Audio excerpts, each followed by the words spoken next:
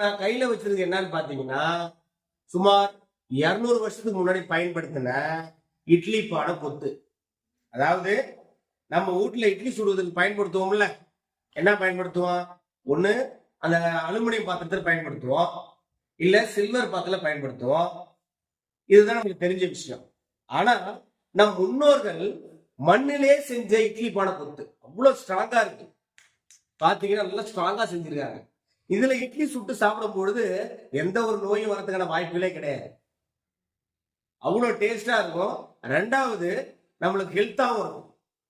இது இந்த ஏரியாவுல ஒரு வீட்டுல நாங்க ஆராய்ச்சி பண்ணும்போது எடுத்தது. இது போன்ற ஒரு பழமையான பொருளை நீங்க பார்த்துருக்கான வாய்ப்புகளே இல்லை. இது இட்லி பானை கொத்து ஃபுல் அண்ட் ஃபுல் மண்ணால செஞ்சது. இதுதான் நம்முடைய கலாச்சாரம், இதுதான் நம்முடைய பண்பாடு, இதுதான் நம்முடைய பழங்கால தொன்மையான வரலாற்று சிறப்பு.